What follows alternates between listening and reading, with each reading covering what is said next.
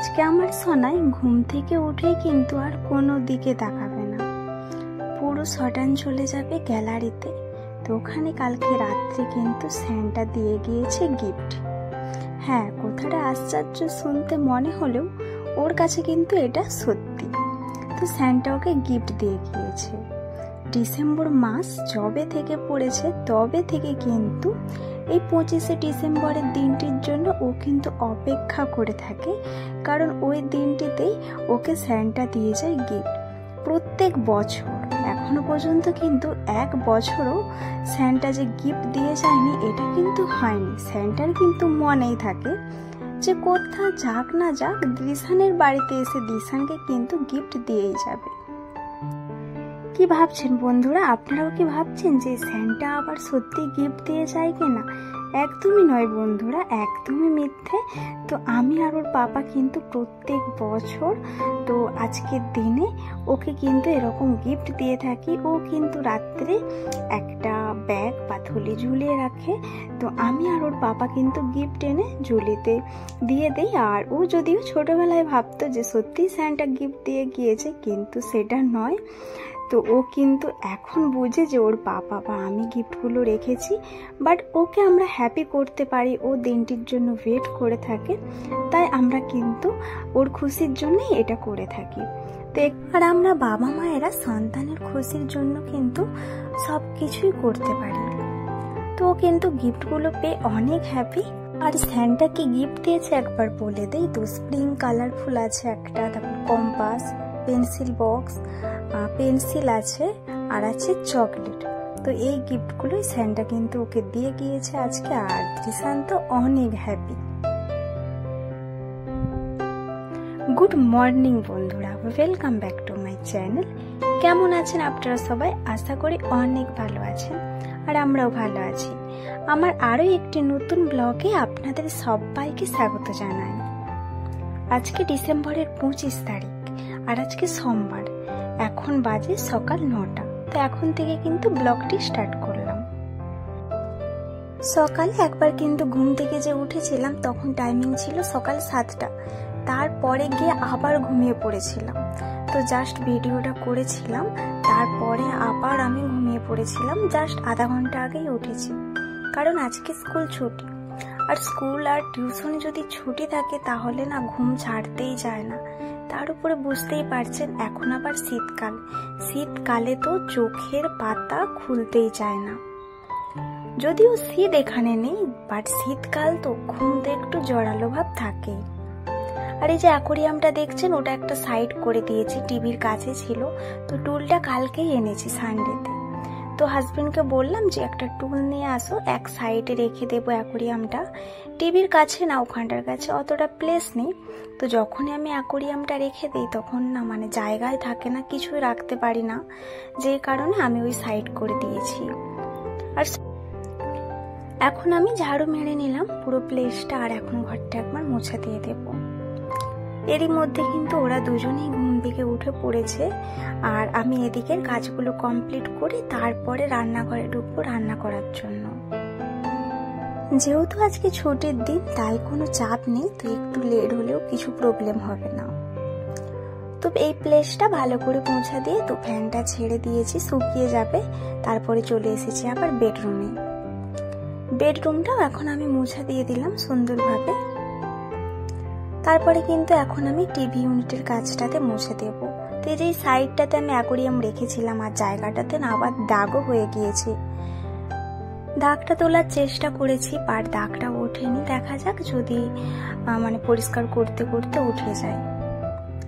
তো টিভি ইউনিটের কাজটাতে ভালোভাবে পরিষ্কার করে আমি এই ডাইনিং টেবিলটা মুছে দিলাম। তো আমি তো কলিন দিয়েই পরিষ্কার করে থাকি। তো আপনারা তো সবাই দেখেছেন, যারা যারা আমার ভিডিও দেখে থাকেন। আর আপনাদের আমার ভিডিওগুলো কেমন লাগে বা কেমন লাগছে আপনারা প্লিজ কিন্তু জানাবেন কমেন্ট করে। আর ভালো লাগলে কিন্তু অবশ্যই ভিডিওটিতে একটি লাইক করে দেবেন। আর বন্ধুরা, আপনাদের একটি লাইক এবং একটি কমেন্ট কিন্তু আমাকে অনেক মোটিভেট করে নেক্সট একটি ভালো ভিডিও আপনাদের সামনে তুলে ধরবার জন্য। আর আজকে যদি আমার কোনো নতুন বন্ধু দেখে থাকেন আর ভিডিওটি আপনার ভালো লেগে থাকে তাহলে কিন্তু অবশ্যই আপনি আমার চ্যানেলটিকে সাবস্ক্রাইব করে আমার পাশে থাকবেন। এই তো আপনাদের সাথে কথা বলতে বলতে বেডরুম ডাইনিং প্লেস পুরো ক্লিন করে এখন চলে এসেছি কিচেনে তো রান্নাটা করে নেওয়ার জন্য। আজকে দুপুরে কিন্তু একটু স্পেশালি রান্না করব, কারণ আজকে 25শে ডিসেম্বর। আর আপনাদেরকে তো বলতে ভুলেই গিয়েছি, সবাইকে মেরি ক্রিসমাস এবং বড়দিনের অনেক শুভেচ্ছা জানাই। যেহেতু আজকে ক্রিসমাস তাই আজকে একটু স্পেশালি রান্না করব, তো চিংড়ি মাছের মালাইকারি বানাবো। সেই জন্যই সব কিছু কুটে নিয়েছি, তোমার সামনে সাজিয়ে রেখে দিয়েছি। জাস্ট একটু মিক্সিতে পেস্ট করে নেব মশলাটা, ব্যাস তাহলেই হয়ে যাবে।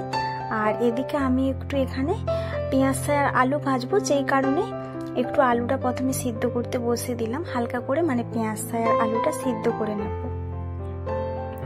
এদিকে এখন আমি চিংড়ি মাছগুলো ভেজে নিচ্ছি। চিংড়ি মাছের মাথার অংশের দিকটা আমি পুরোটাই বাদ দিয়ে দিয়েছি, আমার যেন মাথার দিকটা ভালো লাগে না। মানে মাছগুলো পুরোই ভালো ছিল, বাট আমি তবুও বাদ দিয়ে দিয়েছি। তো এখানে আমি 5 পিসি চিংড়ি মাছ নিয়েছি, যেহেতু মাছগুলো বড় বড় তাই 5টাই নিয়েছি।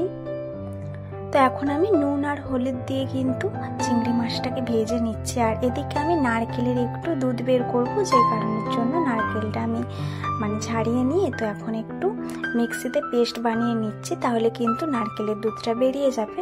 আর নারকেলের দুধ তো এখন আবার দোকানেও পাওয়া যায়, দোকান থেকে কিনে আনলেও চলতো। আমার বাড়িতেই নারকেল ছিল তাই আমি এখান থেকে নারকেলের দুধটা বানিয়ে নিচ্ছি। তারপরে কিন্তু মিক্সিতে আবার যা আমার পেস্ট লাগবে, তো এখানে টমেটো, আদা, রসুন আর একটা কাঁচা লঙ্কা, পেঁয়াজ সব দিয়ে কিন্তু আমি একটা পেস্ট বানিয়ে নিয়েছি।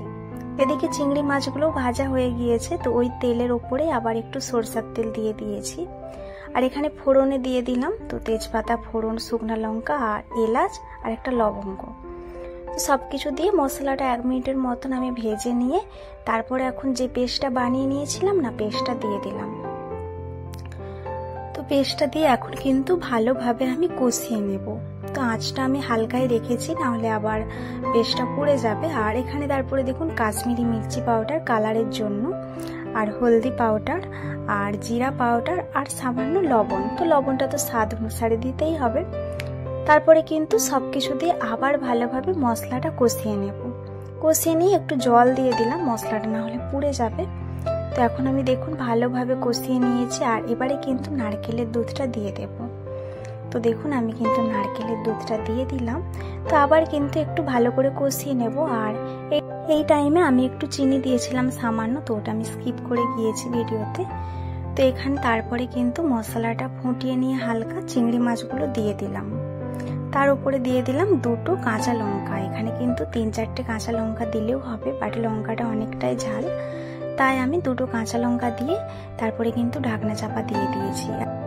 তারপরে ঢাকনা খুলে কিন্তু দেখুন আমি একটু ধনে পাতা দিয়ে দিয়েছি। আর আমার কিন্তু রান্না কমপ্লিট। তো এখানে বেগুন ভাজা, সিম ভাজা, পেঁয়াজ ফ্রাই, আলু ভাজা, আর এখানে কিন্তু আছে চিংড়ি মাছের মালাইকারি। আর বন্ধুরা মালাইকারিটা কিন্তু খেতে অনেক স্বাদ হয়েছিল, মানে অনেক টেস্টি। মানে আমি যখন ভয়েসটা দিচ্ছি তখন আমার অলরেডি খাওয়া হয়ে গিয়েছে, যেই কারণে বলছি আর কি। আর কালারটাও কিন্তু দারুণ এসেছে।